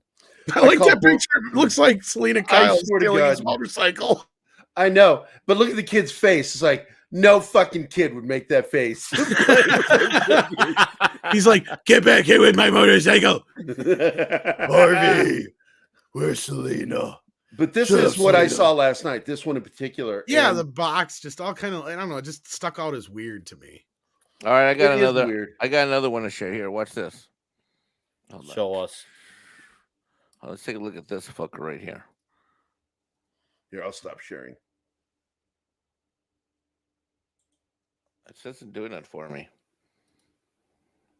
Yeah, that's one of the other ones that was ready. They have that at Walmart. No, it needs to light up, not have. Look, he's like surprised. Woo! He's got surprised eyeballs. Ooh. So he has eyeballs in the movie. I look forward to Sideshow's 12-inch figures because that'll be worthwhile. Look at that. I don't like the Batmobile. Now I'm seeing it in like bright light so I can like decipher all the little details. I officially don't like the Batmobile. I think it's important that little black kids know that they can play with a black car and a white dude dressed in a black outfit.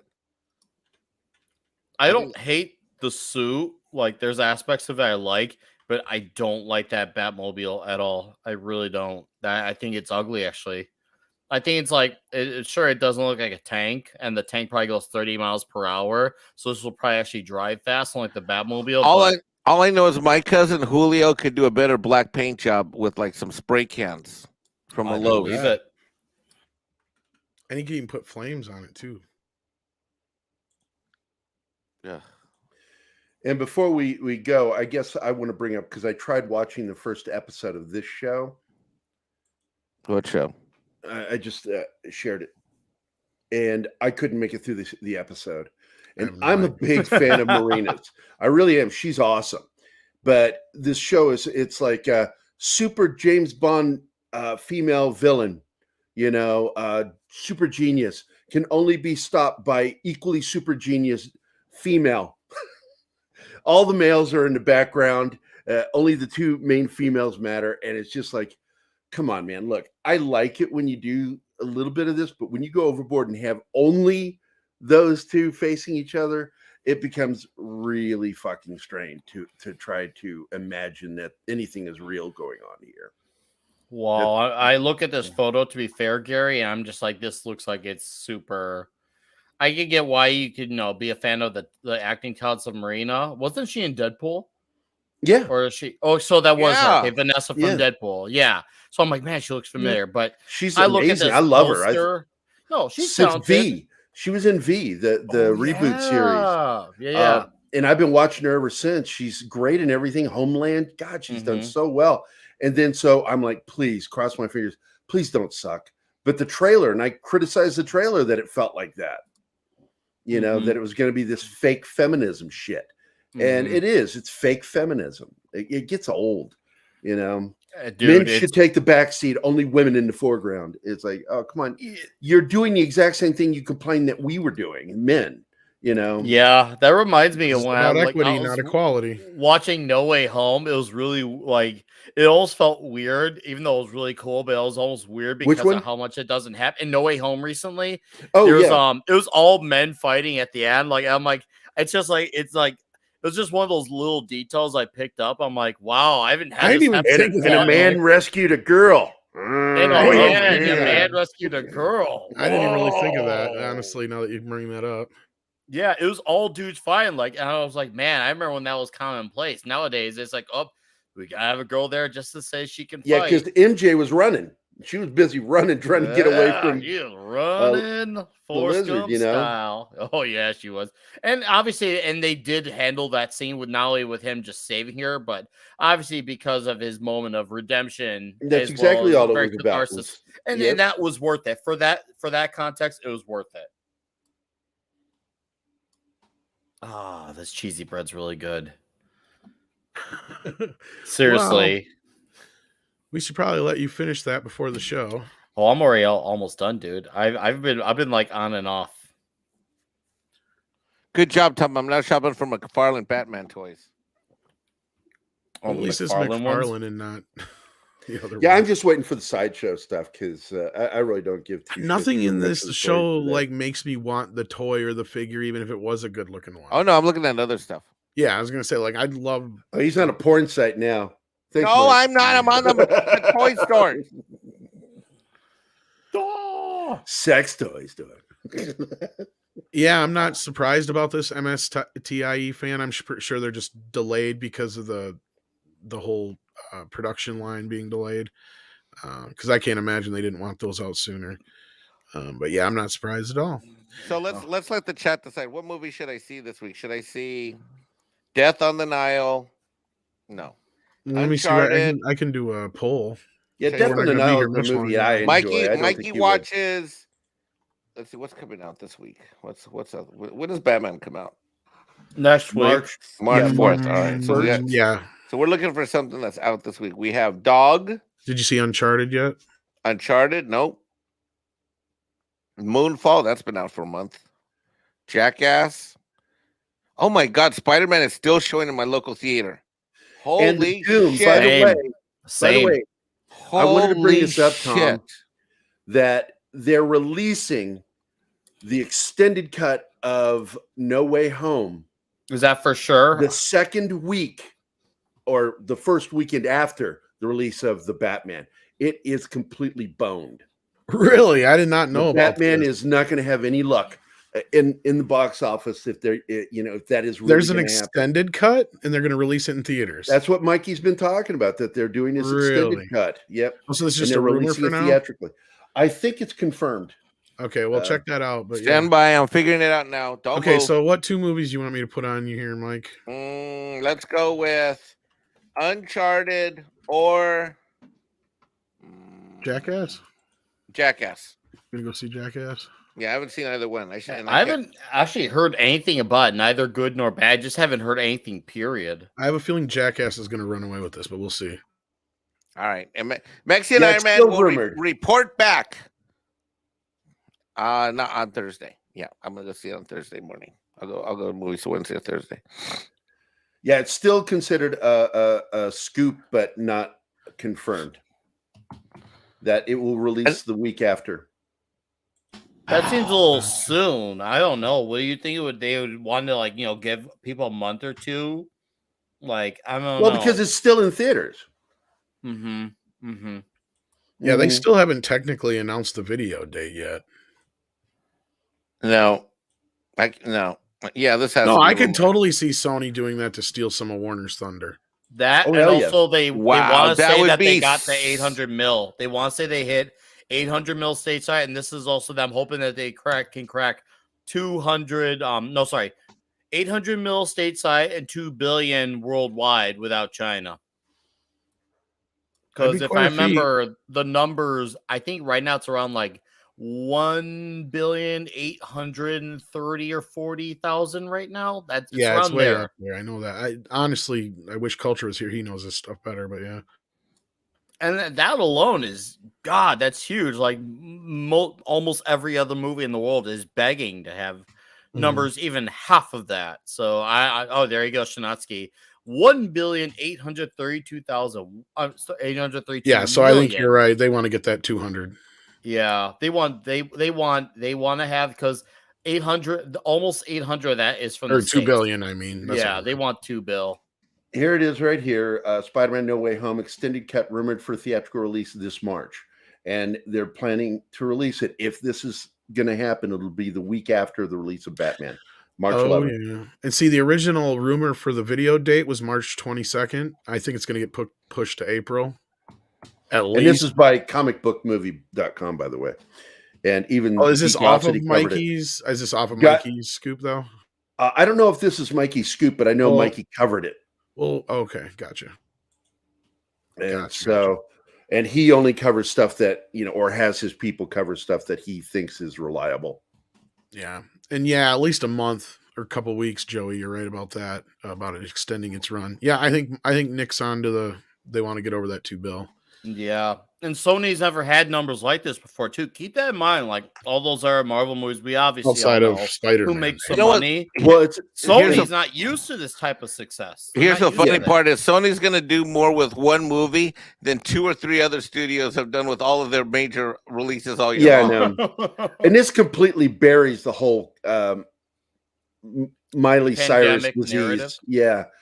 Narrative that they've been going on. I'm people are convinced. drunk with the Miley Cyrus virus. I'm convinced that the reason Ghostbusters didn't do 50 to 100 million better is because they went and came out with that Omicron crap. Oh my That God, scared Tom! the hell out of people. Tom, if that movie had come out like now, I think that's half of it. The other half, I think, was there's still a lot of people who are still skeptical.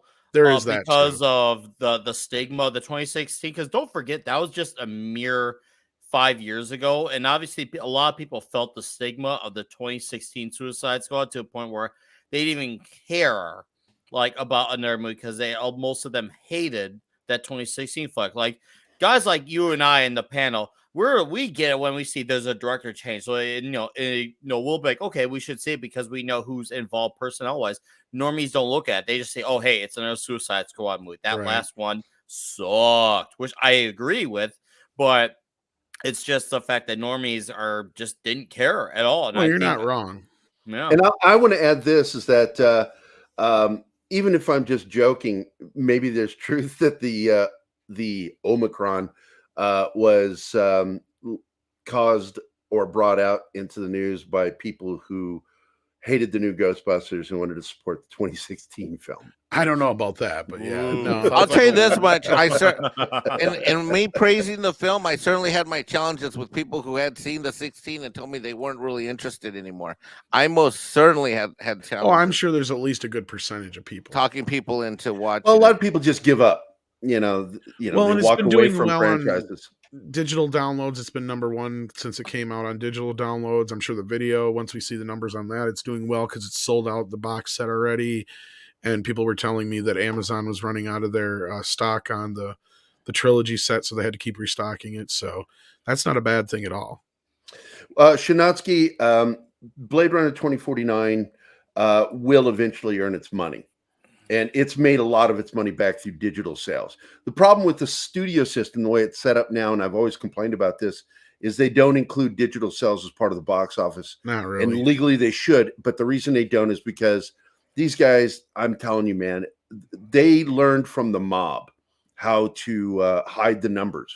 That's a good way to do it too. You're right there, Gary, because they do. If you really wanted to be technical about it, like the original Lion King from 1994 would have made twice the amount of money it made if you counted the video sales. It literally made as much in the box office as it did it made much on video as it did on the box office. The reason why we got a Blade Runner sequel is because Blade Runner the film made so much for Warner Brothers in digital sales, VHS, DVD and Blu-ray. Made tons of money. It made a fortune. It didn't do it in its initial release. It tanked in the theater. Because it was up against E.T. It just didn't have a chance. It and the Thing both got screwed by E.T. But the fact is, though, it made its money back. So did the Thing, and they don't let us know what those numbers are. And I think that's one way that they screw actors and people who work for a percentage of the profits. Oh yeah. Because they hide the numbers. They can hide the numbers and they screw these people out of their money. And that's why you'll see lawsuits pop up every once in a while over money owed to an actor or to a director. Wow. You'll see it. And they do it. Yeah. They're criminals, man. They learn from the mob how to hide numbers. Oh, absolutely. Like my favorite saying of that is it always depends on who's asking how much a movie made.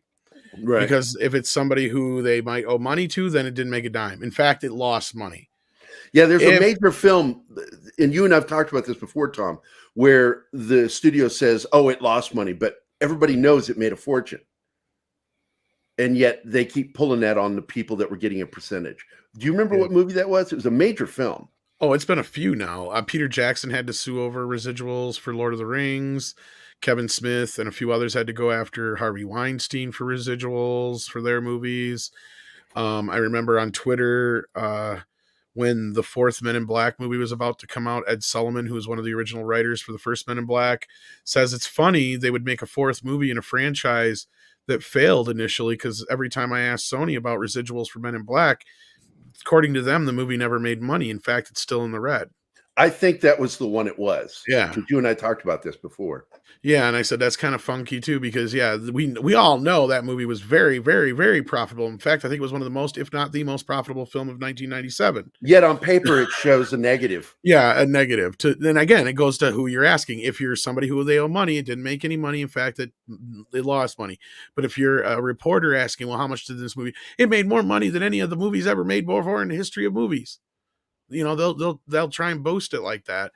But that's movie money math for you. That's how it works. I'm sure Mike knows how some of those accountants work. Yep. There's an old joke in accounting that we always that we guess amongst ourselves. It's like what's 2 + 2? If the answer is 5, then that means your accountant's a moron. If the answer is 4, if the accountant says 4, then that means he knows his stuff, but he's not a black belt. He's honest. If the answer is, well, what do we need it to be and by when? What? Then, see that's like those of us in the know. Like we always ask each other that. Like what kind of guy is he? What kind of accountant is he? Well, you know, he's a guy. That means that means he's a 2 + 2 = whatever you want it to be guy, like a MEAD guy. Here you go, Tom. I didn't know if you'd be interested in talking about this or not. About it. It's all fugazi. It's numbers. It's fugazi. You know, Warner Brothers slams duplicitous Village Roadshaw lawsuit over Matrix 4 release because they went straight to HBO. Yep. Yeah, we talked about that a couple of weeks ago. Yeah, we covered that. Did you hear Warner Brothers is clapping back at them? I know there's an article. Well, that that's went what out this today. article's about. This Also, is it's the about new them one. clapping back. Yeah. Okay. So yeah, maybe we should look at this because Duplication. I think it's okay. Let these two eat each other, but let's be entertained by it. Oh yeah, because it's just hilarious.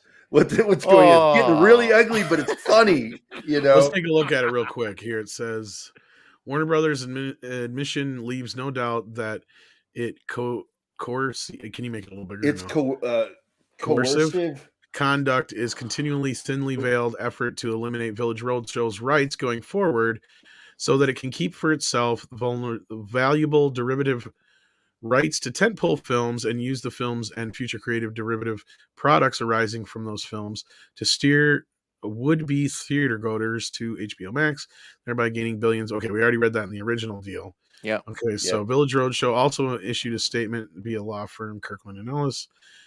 Village Roadshow paid Warner Brothers $4.5 billion to produce and distribute 91 films. Okay, yeah. The complaint details a pattern of calculated conduct by Warner Brothers designed to eviscerate Village Roadshow's rights to derivative works from those films. Sorry, it's really small, as set forth by our ex parte application. Oh, I made it bigger. that's all right. I think you got to go down now. As set forth in our ex parte That's what she said. application. There we go. There you go. You got Yeah, it. I got it. Yep. Warner Brothers in an active development of several of those derivative works. Okay.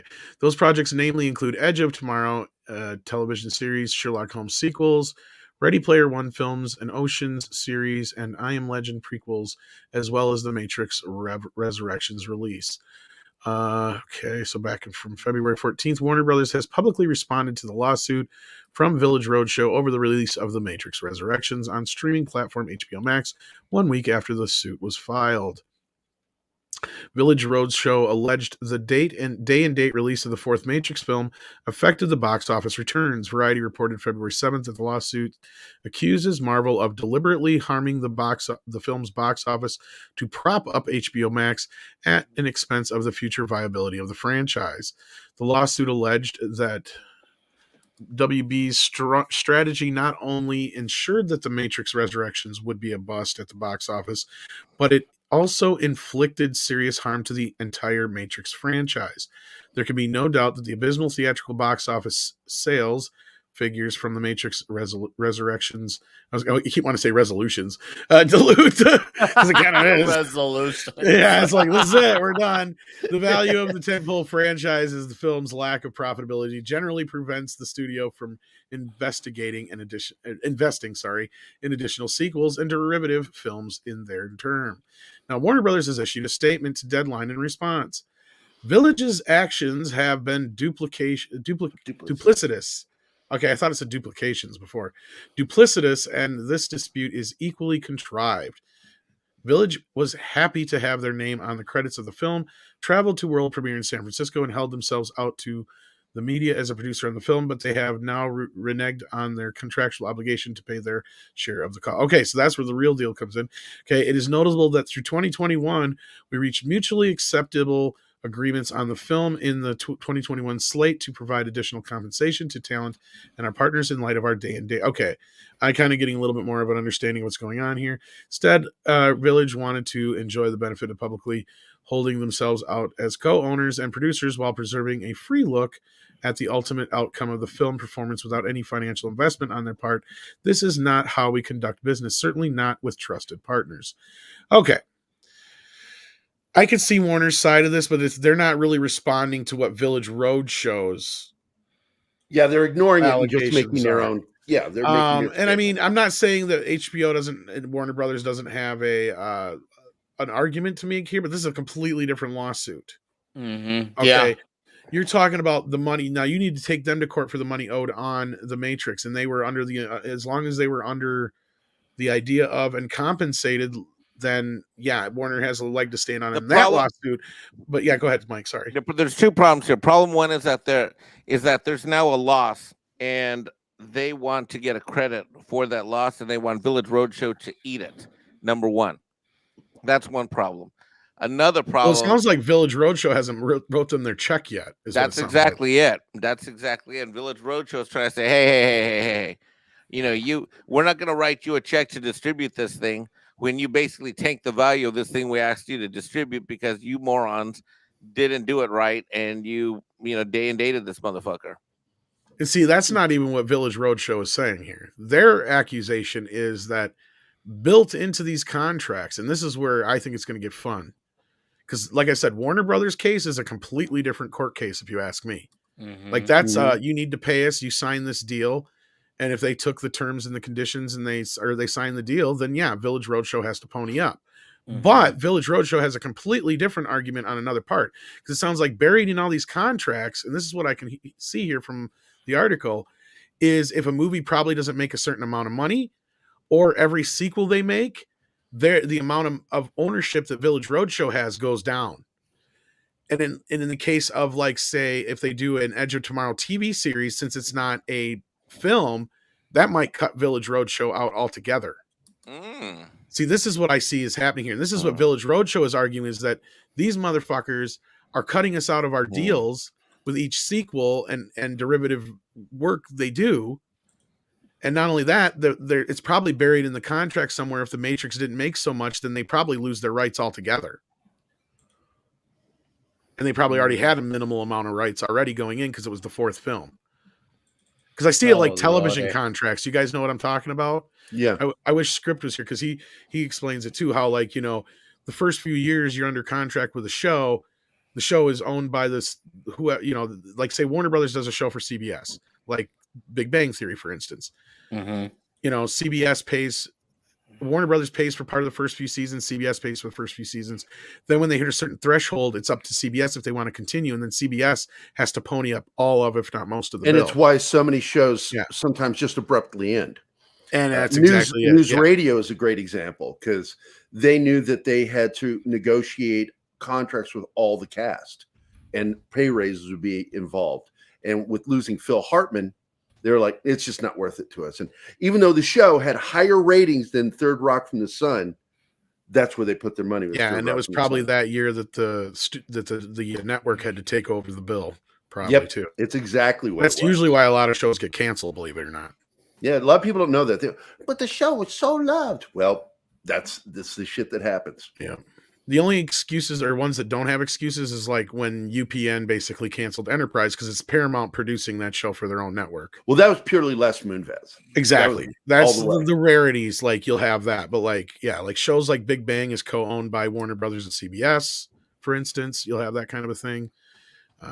That's why There's certain shows that are on like Universal's Peacock service that weren't even on NBC, but that's because Universal produced them. And so on. And like even Paramount has some connections with like Saturday Night Live, even though it's owned by Universal. So you have like these co-ownerships and all these other things, just like we know Hulu is co-owned by Disney and Universal. So like sometimes you'll have that kind of shit too, but similar but different. But yeah, that's interesting. I did see they did respond, but I'm glad you brought that up, Gary. And yeah, there's a little bit more to talk about than I had planned on. So with that, I think it brings us up to past the hour, and we're just under an hour from Nick's show, correct? Yeah, Yes, sir. With that. And then Andre with that. So join us over on Nick's channel. You got the link for that, so I can share that in the chat quick. I will send it to you right now. One of our mods has already got it. Wait, so what movie am I seeing? What was the winner? We're talking about Major League. No. Oh, shit. Yeah. The poll. One of the it's greatest tighter than I sports thought. films ever made. Oh, it came down to just a few votes. 141 votes in. Yeah. Thanks everyone for voting. 141 Uncharted votes. just barely won. All right. Oh, it's rigged. I voted for Jackass. This was 4 to 5. I was closer than I thought. I mean, it was it's gonna rigged. be. It can't be rigged. It's YouTube. You got to trust everything on YouTube. YouTube All right. doesn't lie. All right, everybody. Thanks to all 141 of you for voting. I am going to go see it, and I will report back. All right. I look forward to your report on Friday morning, Yeah. tomorrow morning. No, Thursday. All right. Midnight Edge After Dark, Thursday night. MEAD Thursday. And Yes. then there is the link for Nick's channel for the show anyway. Head on over there. And if you haven't subscribed already, do that. And check out Pop Culture Minefield. Yeah, can I share something real quick? Please do. I want to share this because I'm really excited about this Friday show.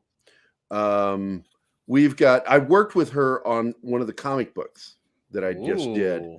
And we have Sarah Frazetta, the granddaughter to Frank Frazetta. Is Oh, coming on our nice. I show bet you Friday. Andre would like to talk to her. She's amazing. She's such a sweetheart. I've talked to her quite a few times. I've been friends with her for a long You time. might want to give Andre a heads up. He might want to be. Okay, I'll send him up. I'll make sure I message in our private chat. Yeah. But how she came to this is amazing, and I'm really wanting to talk to her about it because I know the story, and I know all the stuff that happened since Frank died too. And some of it's controversial. We probably won't talk about it because it's controversial. Dude, there's a lot of stuff. But she is the first one to follow in his footsteps. Nice. And look at the art she did. She did that Vampirella, and she replicated a piece that he did. I think she's an amazing person and artist. I really like her. She's so sweet. All right. Well, looking But forward. and a sneak peek. There you go. There you go. My G.I. Joe cover for IDW for issue 292. I'm not going to show you the whole thing. Looks nice. Yeah, I did Kirk Douglas's Duke. No, oh, I see it. I totally fucking see it.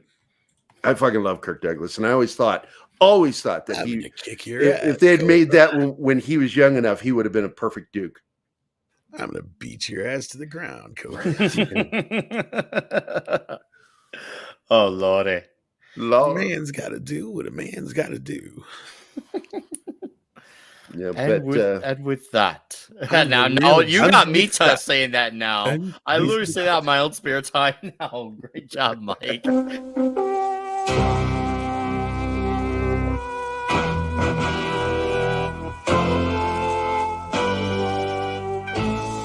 Oh, He-Man. He-Man. Skeletor. That's a dumb name. Huh? He-Man. He-Man. He-Man.